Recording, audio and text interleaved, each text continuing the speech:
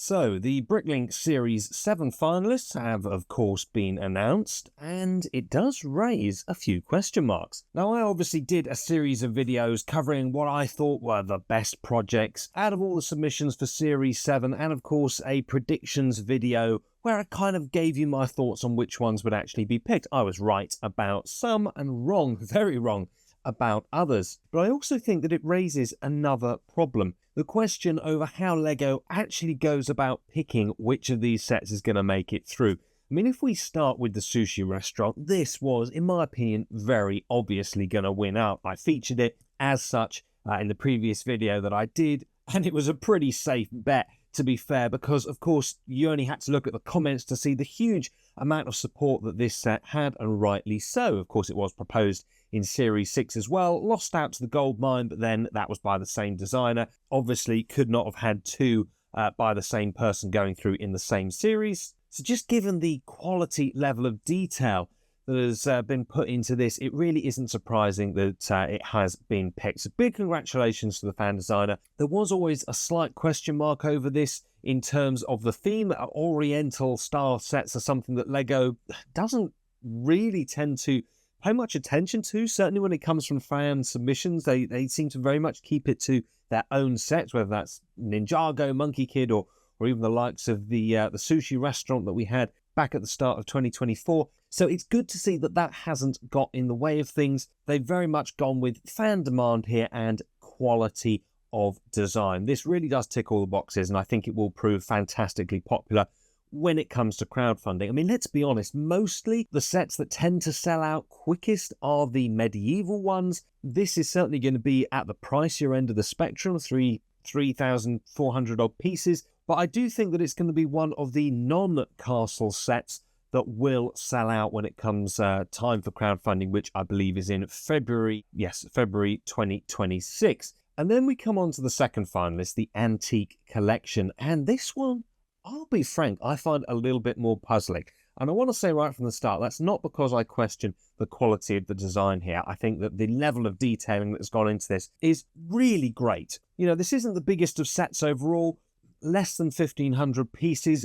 So it really is a case of every single one of those has been put to good use to get something that just looks this good. However, I'm a little taken aback because, to my knowledge, that I can think of to the best of my ability, and please correct me in the comments if you can think that I'm wrong here, we haven't had a set like this that hasn't come with a minifig.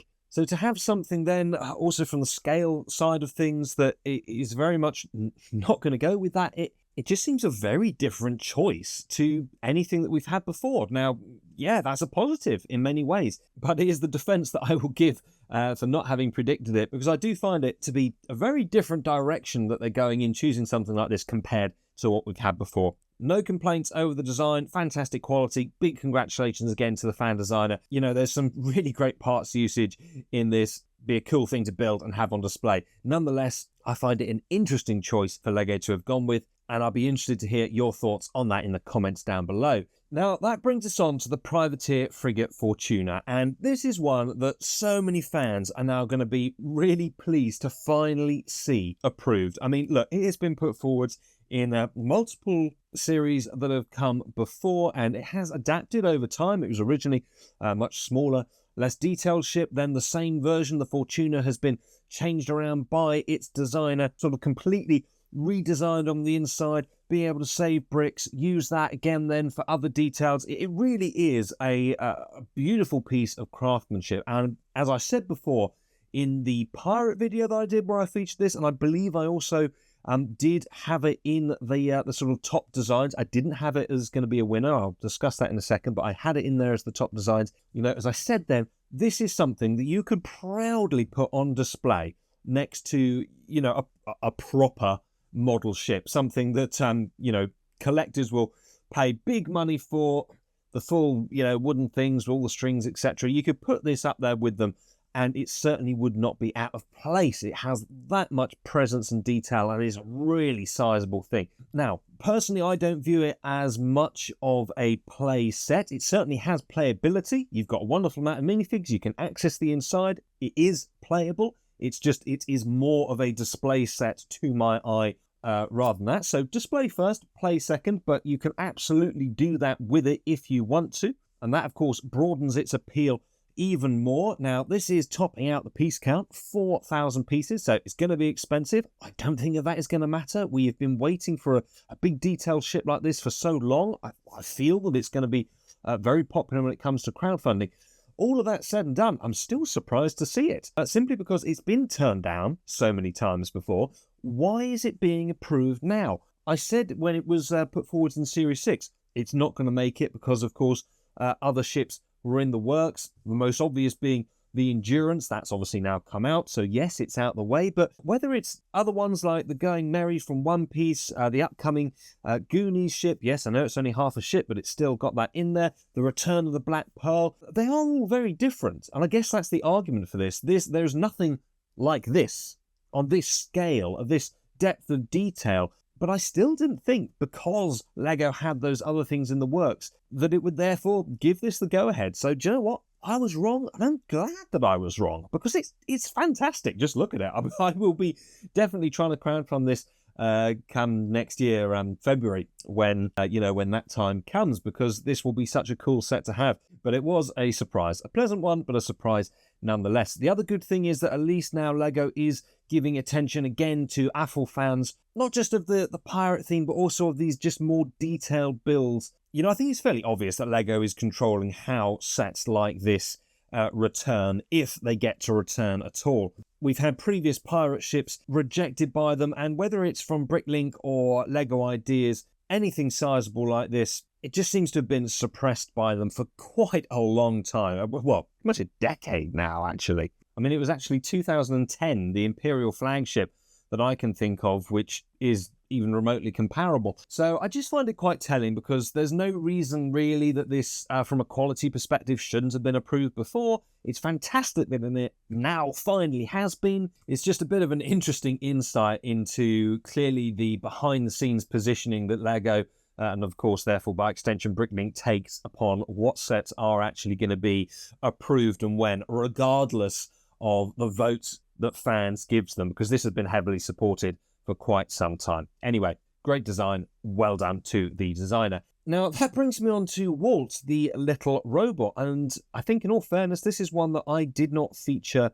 at all in any of the videos that I did. So well done to those who did support it and obviously called it out, saying that it should win. That's not something that I saw coming, I will quite freely admit. That isn't because I think that it's bad. I certainly don't. I think it's just really fun and quirky. You've got different expressions that you can obviously put on our little robot's face. You know, ever since we had the W.A.L.T set, which I know is completely different, but I just love that sort of character and the kind of subgenre as a whole. So this is a really fun set. It makes you smile when you look at it. It's filled with joy, and all credit to it for that reason. But I guess I never really took much heed of it, because it is once again so different from anything that they've picked in the past. And no, we can't just focus on those things that have been before.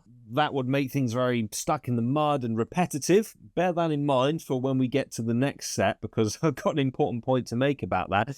However, we do have to look at the things that have been approved before to try and project at least the style that's going to come next. And this once again seems very left of field. Yes, it had good comments. It certainly didn't have the most that were on there.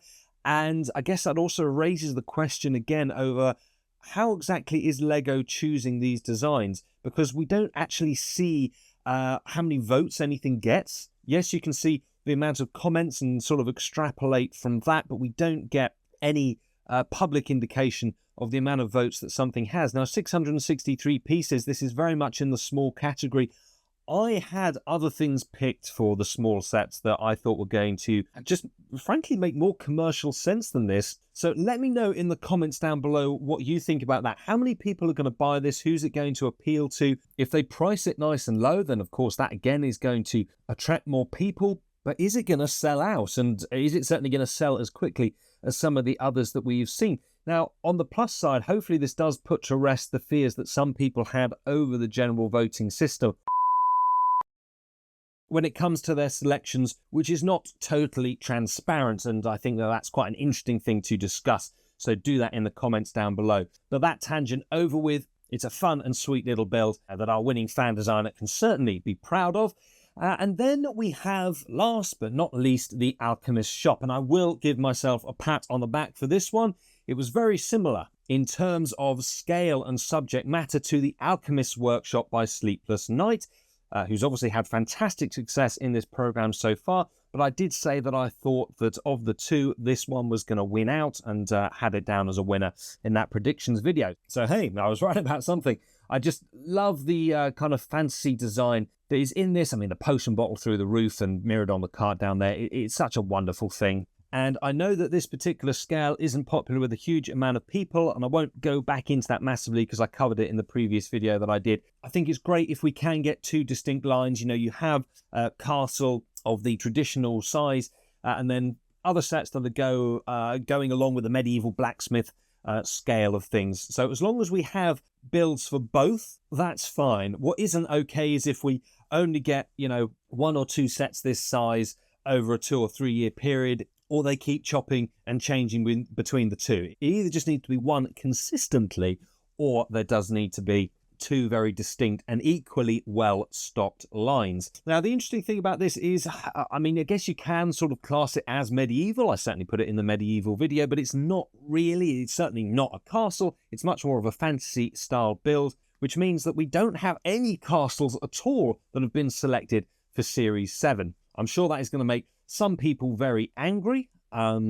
Actually, I won't go and look at the comments now on the video. You can go and do that yourself. I'm just going to come out and say I think it's a good thing this time round. That's not to say that there weren't some really quality castles that have been put forward. There were. I featured them. I sung their praises. I also said that there were so many medieval, but also specifically castle sets that were being submitted now that simply aren't up to scratch. It was becoming not the BrickLink Designer program. It was just becoming a program purely for castle fans, and I'm a castle fan. Okay, but there's a difference between designers putting their heart and soul into a build and giving us something that's really strong that we can all, you know, happily vote for, and then just 200 other people thinking, oh, I'll just throw my hat in the ring and put something forward that's not particularly very good and actually is never going to stand a chance of being picked anyway. It doesn't want to become that, so maybe this will actually slow down those submissions and have people thinking a little bit more about what they're going to put forwards, and that's going to be good for the castle theme. That's what I think. Do you agree? Do you disagree? Let me know in the comments down below, because ultimately I think that we will end up with better submissions being put forwards,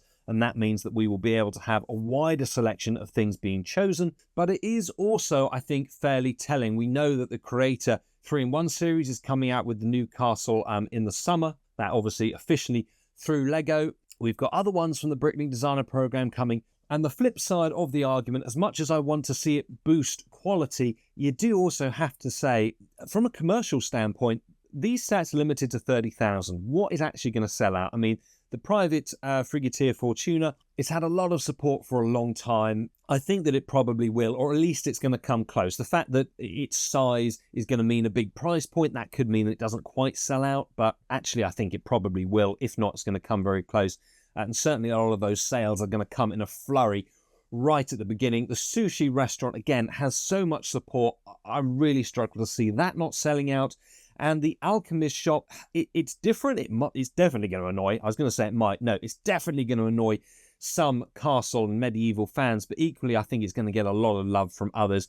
I particularly like this design. And also, because it's the only thing that's close to being medieval, let's face it, scalpers are going to jump on this straight away when it is released. It always happens with the BrickLink Designer program. There's no point pretending that it doesn't in these particular picks. So get commenting down below. Let me know what you think. Congrats again to the designers if they're watching. And I look forward to seeing you on the next one.